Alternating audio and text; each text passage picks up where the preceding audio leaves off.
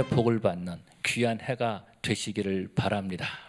정말 2015년도에는 우리 성도들이 물질의 복을 받을 뿐만 아니라 육신의 강건함도 있게 되고 더 나아가서 정말 세상에 감당치 못하는 그런 영적인 사람으로 거듭나는 영적인 복을 받는 그러한 우리 성도님 되시기를 간절히 바랍니다.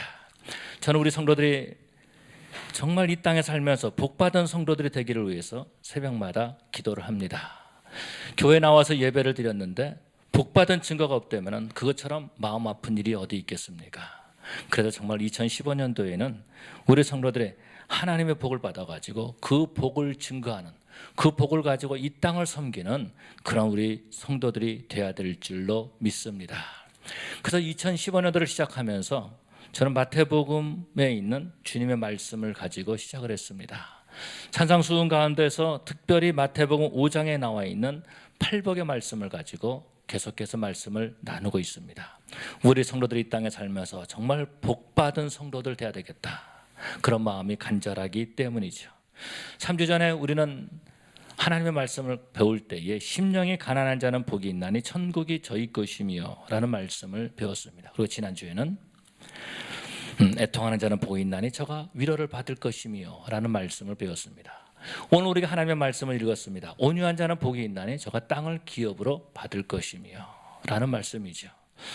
그런데 이 말씀을 읽으면서 문제가 생겼습니다. 어떤 문제냐면은 온유한 자가 어떻게 땅을 차지할 수 있을까라는 거죠. 세상에서는 땅을 얻기 위해서 사람들은 군사를 조직합니다. 군대를 훈련시킵니다. 그리고 연약한 나라를 공격을 하죠. 그래서 그 땅을 차지하는 그런 모습들을 보게 됩니다. 사람들은 어떻게 하면 내가 강해질까라고 하는 그런 마음을 가지고 있죠. 강한 자가 땅을 차지하는 것이 이 세상에 살고 있는 원리다라는 것입니다. 많은 사람들이 그렇게 알고 있습니다. 강한 자가 세상을 차지할 수 있다라는 거죠. 얼마 전에 마키아벨리의 군주론이라고 하는 그 책을 읽었습니다. 마키아벨리의 군주론을 보게 되면은 어떻게 하면 강할 수 있을까? 어떻게 하면 나라를 내가 지킬 수 있을까? 내가 어떻게 하면 군주로서 정말 강한 군주가 될 수 있을까? 어떻게 하면 내 밑에 있는 그 군사들이 반란을 일으키지 못하도록 할 수 있을까? 더 나아가서 어떻게 하면 식민지를 잘 다스릴 수 있을까라는 것을 나타내는 것이 바로 군주론인 것을 볼 수 있습니다. 마키아벨리의 군주론을 그래서 천주교에서는 읽지 말아야 될 책으로 그렇게 했던 그런 모습들을 보게 되죠. 그 책에서도 보면 마찬가지입니다. 뭘 말씀해주고 있냐면 강해야 된다라는 겁니다. 힘이 있어야 된다라는 것입니다. 더 나아가서 억압을 해야지만이 내가 잘 다스릴 수 있다라는 것을 말하고 있는 것을 보게 되죠. 그런데 오늘 본문에서 보니까 예수님께서는 말씀하시기를 온유한 자나 복이 있나니, 온유한 자가 복이 있나니 땅을 기업으로 얻을 것이요 라고 말씀하고 있죠. 여러분, 어떻게 온유한 자가 땅을 차지할 수 있겠습니까? 이것은 어떻게 보면 말이 안 되는 그런 말처럼 들린다라는 거죠. 여러분, 우리가 일상 이 세상에서 살 때에 돈을 많이 벌어야지 잘 살 수 있다는 건 너무나 잘 알고 있죠. 그런데 우리 주님께서 말씀하십니다. 온유한 자가 잘 살 수 있다라고 그렇게 지금 말씀하고 계신다라는 것입니다. 저는 이 말씀을 묵상하면서 어떻게 그것이 가능할까라고 하면서 고민을 많이 했습니다. 그래서 20년 전에 이 본문을 가지고 똑같이 설교를 했는데 그 설교 본문을 다시 한번 찾아봤어요. 여러분에게 좀 죄송한 말이지만 20년 전에 설교 원고를 보니까 참 잘했더라고요. 20년 전에 설교를 좀 괜찮게 했구나, 그런 생각을 가졌습니다. 뿐만 아니라 본문을 준비하면서 일주일 내내 이 본문을 준비했습니다. 그런데 최근에 와서 이렇게 설교를 힘들게 준비한 적이 별로 없었던 것 같습니다. 20년 전에 설교했던 설교 본문을 보면서 참 좋다, 잘했다, 괜찮다라고 했지만은 제 마음에 와닿는 것이 없었다라는 겁니다. 제 마음속에 있었던 것은 어떤 것이냐면 강한 자가 땅을 차지하는 것이, 이것이 바로 이 세상의 이치다라는 것입니다. 그런데 우리 예수님께서는 온유한 자가 이 땅을 차지한다라고 말해주고 있습니다. 온유한 것이 무엇일까? 온유한 것을 한마디로 표현한다면 영어로는 meek라고 되어 있고 또 다른 성경을 번역할 때는 gentle 이렇게 번역되고 있습니다. 부드럽다라는 거죠. 그런데 성경에서 보니까 이 온유라는 말을 번역하기가 참 힘든 것 같아요. 왜냐하면 우리가 쉽게 원하는, 우리가 가지고 있는 가치관과 좀 다르기 때문에 그렇다라는 것입니다. 온유라는 말은 한마디로 말하면 이런 뜻입니다. 로이드 존슨은 이 온유라는 말을 이렇게 번역했던 것을 기억을 합니다. 내가 가지고 있는 힘을 가지고 다른 사람을 도와줄 때에 그것이 바로 온유한 것이다 라는 것입니다. 이것이 바로 젠틀맨이다 라는 겁니다. 젠틀하다라는 것입니다. 내가 가지고 있는 힘을 가지고 나를 위해서 쓰는 것이 아니라 내가 가지고 있는 힘을 가지고 연약한 사람, 힘이 필요한 사람, 그 사람을 돕는 것, 그것이 바로 온유한 사람이 하는 일이다 라고 그렇게 말씀하고 있는 겁니다. 그래서 우리 예수님께서는 제자들에게 그렇게 말씀하시죠. 내가 온유하니 내게서 배우라. 나는 겸손하고 온유하다라고 말씀하고 있습니다. 우리 예수님께서는 예수님을 따르는 제자들이 온유하기를 원했던 거예요. 그런데 제자들은 그렇게 온유하지 못했다라는 것입니다. 예수님께서 이제 그 십자가를 지시기 위해서 예루살렘에 올라갈 때에도 제자들은 어떤 마음을 가졌냐면은 강해야 된다라고 하는 마음을 가졌던 거죠. 내가 어떻게 하면 강할 수 있을까? 그래서 베드로는 계속해서 예수님 앞에서 잘난 척했던 그런 모습을 볼 수 있죠. 예수님 앞에 잘 보이면은 내가 예루살렘에 올라가서 강해야 될 것이다라고 생각했을지 모른다라는 것입니다. 야고보와 요한은 어떻습니까? 그는 강하기를 원했습니다. 그래서 그 어머니가 예수님 앞에 나와가지고 만약에 예수님께서 이제 예루살렘에 올라가서 정권을 차지하게 된다면은 내 아들을 하나는 우편에 그리고 또 하나는 좌편에 앉게 해주십시오 라고 말하는 거죠. 그렇게 강하게 될 때에 내 마음대로 이 땅을 살 수 있다라는 것입니다. 강하게 될 때에 내가 군림할 수 있다라는 것입니다. 내 아래에 수많은 사람들을 두고 다스릴 수 있다라는 것입니다. 그래서 주님이 십자가를 지시러 올라가시는 그곳에서도 제자들은 서로 다투고 서로 분쟁하고 토론하는 그런 모습들을 보게 되죠. 그런데 우리 예수님께서는 그 제자들에게 말씀하시기를 내게서 배우라라고 말하면서 온유한 것을 배우라라고 말씀하고 있습니다. 저는 목회를 하면서 예수님을 좀 배우기를 원했습니다. 그런데 제 마음속에 예수님을 배우고 싶은 그런 모습들이 좀 강하게 있는 것들이 있더라고요. 아마 이것은 저만 가진 것이 아니라 상당히 많은 목사님들이 그런 생각을 가질지 모르겠습니다. 어떤 분이 그런 얘기를 합니다. 이민교회를 목회하는 것은 사도 바울이 와서 목회해도 힘들 거다 그렇게 말하고 있어요. 물론 사도 바울이 오면 목회를 잘할 겁니다. 그만큼 힘들다는 말이겠죠. 그런데 성경을 읽으면서 제 마음속에 예수님을 담고 싶은 것이 있었는데 그것이 어떤 것이냐면 예수님의 능력이다라는 겁니다. 오병이어의 기적. 만약에 내가 지금 목회를 하다가 오병이어의 기적을 베푼다면 어떻게 될까? 우리 교회 엄청나게 부흥될 것 같아요. 만약에 예수님께서 죽은 자를 살린 것처럼 그렇게 죽은 자를 살린다면은 그러면은 정말 능력 있는 종으로 그렇게 인정받을 것 같아요. 뿐만 아니라 귀신 들린 자가 왔을 때 다 물러가고 뭐 그런 역사가 막 나타난다면 얼마나 좋겠습니까? 그런데 우리 예수님께서는 제자들에게 그런 것들을 가르쳐 주신 것이 아니라 너희는 내게 배우라. 나는 온유하고 겸손하니 온유한 것을 배우라라고 말씀하고 계신다라는 거죠. 온유한 것을 배운다는 것은 결코 쉬운 일이 아니다라는 겁니다. 저는 본문을 준비하면서 도대체 온유한 사람이 누가 있을까라고 생각하면서 여러 가지를 생각하게 됐습니다. 그런 가운데 모세를 우리 하나님께서 온유하다 이렇게 말씀하신 것을 알게 됐습니다. 민수기 12장에서 보면은 이 모세가 구스 여인과 결혼을 하게 됩니다. 에티오피아 여인과 결혼을 하게 됐습니다.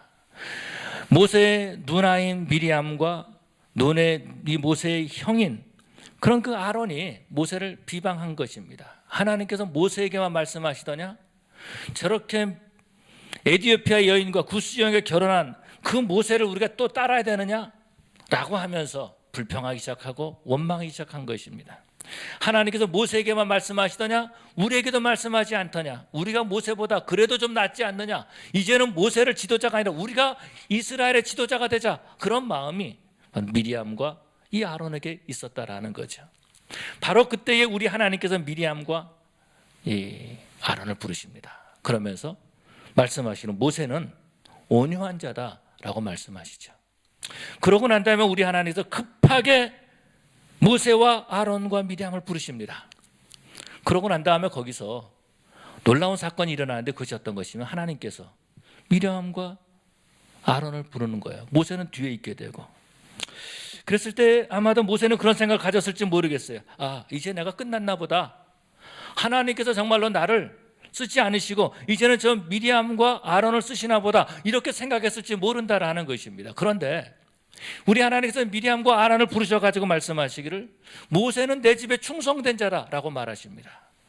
그러면서 그 앞에서 정말 엄청난 일이 일어나는데 미리암이 갑자기 나병 환자가 되는 겁니다. 얼굴이 머리끝부터 발끝까지 온몸이 나병 환자가 되는 거예요. 얼마나 놀랐겠습니까? 아마도 모세는 이런 생각 가졌을지 모르겠어요. 내가 만약에 모세라면 그런 생각 가졌을지 모르겠어요. 애들 말로 쌤통이다. 그거 잘 됐다. 나에 대해서 그렇게 말하다니. 그러니까 그렇게 된 거야. 어디 감히 내가 가지고 있는 권위를 도전해? 그러니까 그렇게 하나님께서 너희를 심판하신 거지. 잘 됐다. 이런 생각을 가졌을지 모르겠어요. 성경에는 그렇지만 그런 얘기는 나와 있지 않아요. 만약에 저라면은 그랬을 것이다 라는 겁니다. 그런데 그렇게 미리암이 나병 환자가 되고 가장 놀란 사람이 누구였냐면은 아론이다라는 겁니다. 아론도 모세와 함께 그렇게 모세를 비방했거든요. 얼마나 놀랐겠어요. 그래서 이 아론이 빨리 모세에게 와가지고 말하는 겁니다. 이 미리암을 위해서 기도해달라고, 이 미리암을 위해서 하나님 앞에 기도해달라고 그렇게 말하는 거예요. 자기를 비난했던 사람을 위해서 기도하라라고 그렇게 부탁하고 있다라는 겁니다. 아마도 저라면, 아마도 제가 모세였다면 어떻게 했을까? 그런 생각을 가져봅니다. 형님 알아서 하십시오. 하나님께서 형님에게도 말씀하지 않으십니까? 아니, 그 하나님이 그렇게 벌을 주셔가지고 그렇게 그 나병 환자가 되게 했는데 왜 거기에 내가 나서야 됩니까? 알아서 하십시오. 그 하나님이 그 벌 받은 것 아니에요? 그렇게 말했을지 몰라요. 그런데 모세는 어떻게 합니까? 자기를 비방했던 아론의 말을 듣고 자기를 비방했던 그 미리암을 위해서 하나님 앞에 기도합니다. 그가 온유한 사람이기 때문에. 그래서 하나님 앞에 기도하니까 하나님께서 그 모세의 기도를 들으시고 미리암을 고쳐주신 사건이 있지요. 저는 성경을 읽으면서 또 온유한 사람이 어떤 사람일까라는 것을 생각하게 됐습니다. 그러면서 온유하다라고 말은 나와 있지 않지만은 예수님 자신이 온유하다라고 말씀하셨지요. 예수님께서 십자가에 붙잡히실 때에, 그래서 십자가에서 죽으실 때에 상당히 오랜 기간 동안 십자가에 매달려 계셨습니다. 예수님께서는 천군 천사를 불러가지고 한순간 모든 로마 군인들을 다 멸하실 수 있으시지만은 그렇게 하지 않으셨다라는 거죠. 그러고 죽기까지 순종하시고 십자가를 지신 겁니다. 예수님께서는 그러지 않으셨지만은 그런 생각을 가져봅니다. 무슨 생각이냐면 이런 겁니다.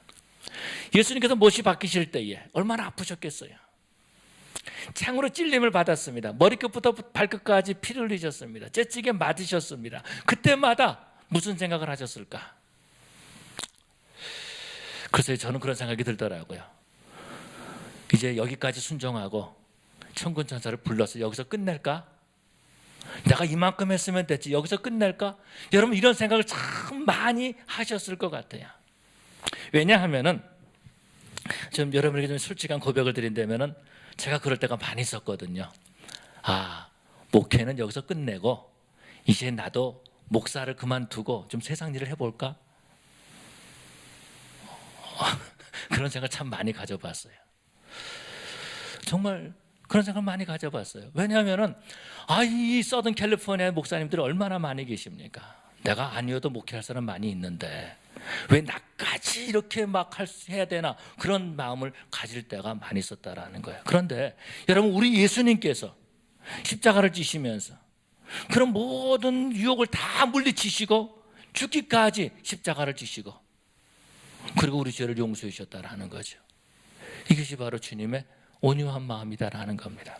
우리 한번 성경 빌립보 2장을 한번 찾아보십시다. 빌립보서 2장. 빌립보서 2장에서 보면은 바로 예수님을 따랐던 자들의 그 온유한 마음, 온유라고 하는 말은 나와 있지 않지만은 온유했던 그런 모습을 우리는 볼 수 있습니다. 빌립보서 2장 8절에 보니까 예수님의 그 온유하심을 보여주고 있는데 이렇게 말씀하고 있습니다. 사람의 모양으로 나타나사 자기를 낮추시고 죽기까지 복종하셨으니 그 십자가에 죽으심이라.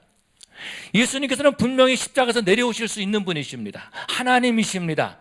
그런데 우리 죄를 용서해 주시기 위해서, 우리를 구원하기 위해서 그 힘을 쓰지 아니하시고 오히려 순종하셨다라는 거죠.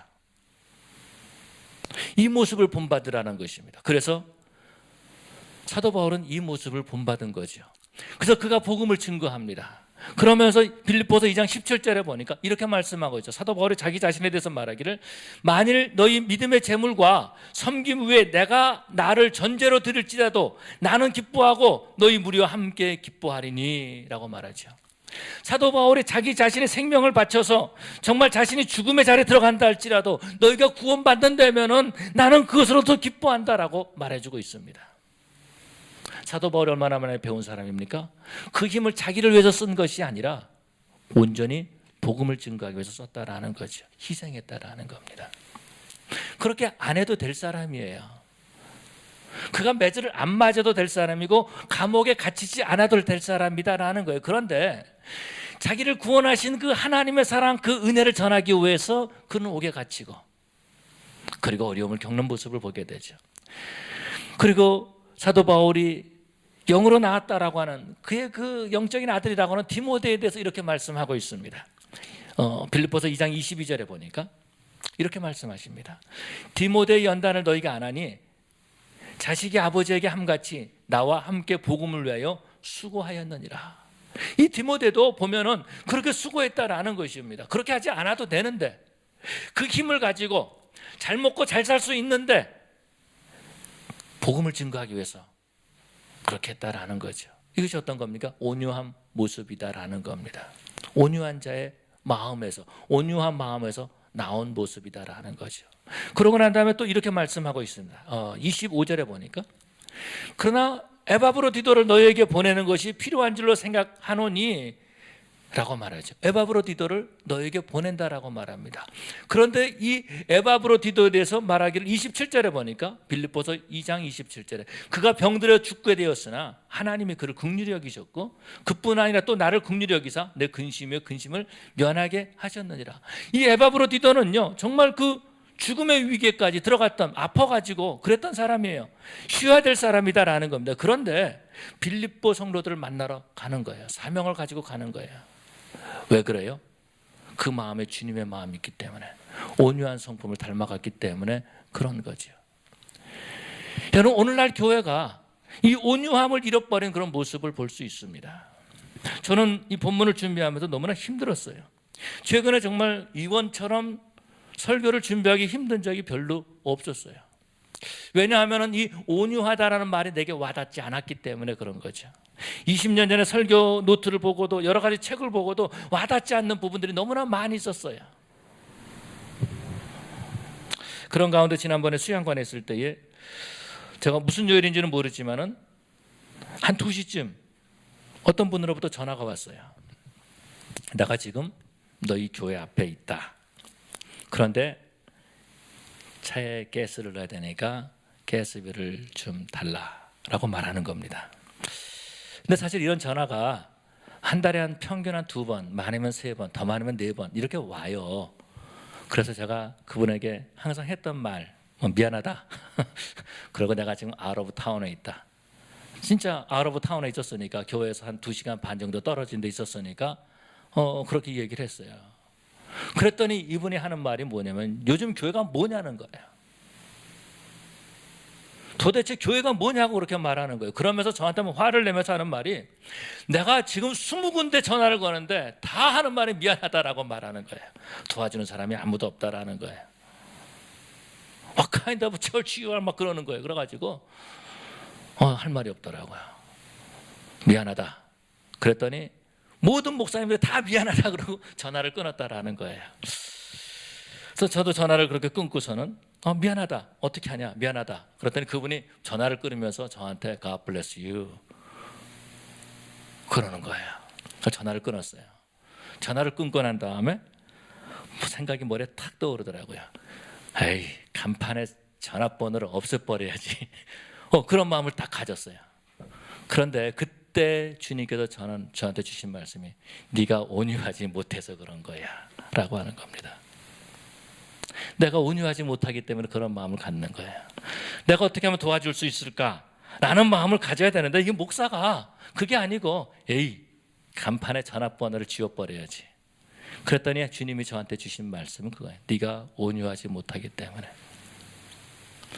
제가 온유하지 못하기 때문에 하나님의 말씀이 준비가 안 되는 거예요. 마음에 와닿지 않는 거예요. 온유하지 못하기 때문에. 이 팔복을 보면 그런 모습을 볼 수 있습니다. 뭘 보냐면요, 심령이 가난한 자는 복이 있나니 천국이 저희 것이며, 가난한 자, 애통하는 자, 뭐 하는 자, 이렇게 돼 있어요. 의에 굶주리고 목마른 자, 이렇게 돼 있어요. 그런데 뭐 하는, 이렇게 돼 있는데, 온유한 자는 그런 것이 아니에요. 어떤 행동이 없다라는 것입니다. 그냥 성품을 말해주고 있다라는 거예요. 성품을. 제가 온유하지 못하거든요. 그러니까 말씀이 준비가 안 되는 거예요. 너무 아픈 거예요. 너무 힘든 거예요. 그런 가운데 오늘 본문을 준비하면서 하나님, 제가 좀 온유하게 해주십시오. 그런 가운데 제가 꿈을 갖게 되고 소망을 갖게 되고, 이 어두운 가운데 한 줄기 빛이 비치기 시작했습니다. 그것은 바로 주님의 말씀이에요. 주님이 뭐라고 말씀하셨냐면, 너희는 내게 배우라, 나는 온유하고 겸손하니. 내 성품이 온유하지 못하지만은 예수님의 온유한 성품을 배울 수 있다라는 거예요. 그렇지 않지만은 정말로 썩어 문드러진, 정말로 시커먼 그러한 그 성품이지만은 배우라는 거예요. 배우면은 닮아갈 수 있다라는 것입니다. 여기에서 저는 힘을 얻고요, 오늘 말씀을 준비할 수가 있었습니다. 에바브로디도는 바울에게서 그 온유함을 배웠을 것입니다. 디모데도 그 온유함을 바울에게서 배웠을 것입니다. 사도 바울은요, 예수님으로부터 그 온유함을 배운 거죠. 여러분, 저와 여러분들도 예수님의 그 온유함을 배워야 될 줄로 믿습니다. 이 배울 수 있다라는 것, 그래서 내가 예수님을 닮아갈 수 있다라는 것, 여러분, 이것이 바로 하나님에게 우리에게 주어진, 우리에게 주신 그런 놀라운 축복인 줄로 믿습니다. 만약에 우리 주님께서 내게 배우라 라고 말씀하지 아니하시고 너희는 온유할 수 없어 라고 말씀하셨다면 우리는 정말 절망할 수밖에 없는 거예요. 우리는 온유할 수가 없습니다. 놀라운 것은 온유한 자들이 땅을 기업으로 얻었다라는 거죠. 온유한 자들이 땅을 기업으로 얻었다라는 것입니다. 그렇게 사도 바울이 옥에 갇히면서까지 복음을 증거하고 매를 맞으면서까지 저들을 포기하지 아니하고 기도한 그 온유한 자들이 가는 발걸음들마다 그 땅이 변화되고 그 땅이 회복되고 그 땅이 하나님의 나라로 바뀌게 된 줄로 믿습니다. 여러분, 저와 여러분들도 이 온유한 마음을 가져야 된다라는 거죠.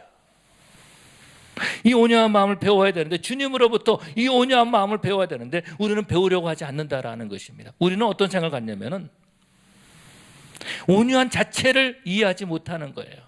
아니, 힘이 있어야 되지 않겠습니까? 라는 거죠. 여러분, 힘이 있지 말라는 말이 아닙니다. 우리는 힘이 있어야 됩니다. 문제는 이 힘을 우리가 무엇을 위해서 사용하느냐라는 거죠. 저는 어렸을 때에 저희 어머님한테 이런 말을 종종 들었습니다. 관중아, 공부해라. 공부해서 남 주냐? 이런 말을 참 많이 들었어요. 그런데 나이가 들고 또 성경을 알게 되고 그러고 난 다음에 바뀌게 됐습니다. 그게 뭐 어떤 거냐면 공부해서 남 주자라는 겁니다. 공부해서 남 줘야 되는 거예요. 여러분, 공부를 잘하게 될 때에 지도자가 될 수가 있습니다. 공부를 못하면 지도자가 될 수 없어요. 공부를 잘할 때 지도자가 될 수 있는데, 남을 섬기기 위해서 지도자가 된 사람은 좋은 지도자가 될 수 있습니다. 그러나 그 지도자가 된 후에 내가 군림하겠다, 내가 이 지도자가 되어서 좀 파워를 갖고 그런 다음에 내가 뭔가를 이루겠다 하는 그런 사람이라면 세상이 악하게 되는 거예요. 세상이 힘들게 되는 거, 부정부패가 일어나기 시작한다라는 것입니다. 그렇기 때문에 우리 성도들은요, 먼저 힘을 가져야 되는 거예요. 목적이 섬기기 위한 목적이 돼야 된다라는 겁니다. 내가 가지고 있는 힘을 내가 쓰는 것이 아니라 이웃을 향해서 쓸 수 있어야 된다라는 거죠. 그래서 빌립보서 2장에 나와 있는 그 예수님과 사도 바울과 디모데와 에바브로디도를 보면서 이들의 공통점이 무엇일까? 물론 예수님을 거기다 포함시키는 것은 조금 지금 잘못된 생각일지 모르겠지만은 이 네 사람들을 살펴보면서 이들의 공통점은 무엇일까? 많이 있겠죠. 그런데 그 가운데 저 마음에 와닿았던 것은 이런 것이었습니다. 이들에게는 하나님 나라에 대한 사명이 있었다라는 겁니다.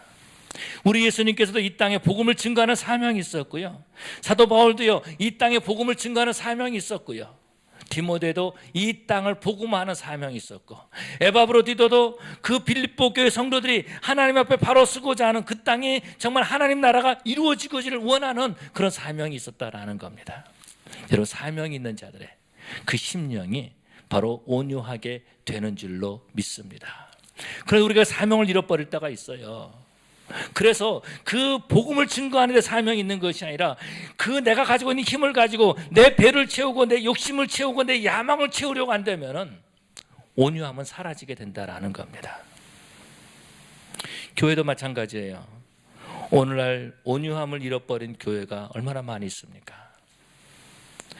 교회가 힘을 갖지만은 그 힘을 가지고 이 땅을 복음화하는 데 쓰는 것이 아니라 교회가 더 커지기 위해서 힘을 쓰고 있다면 이미 온유함을 잃어버리고 말았다라는 겁니다.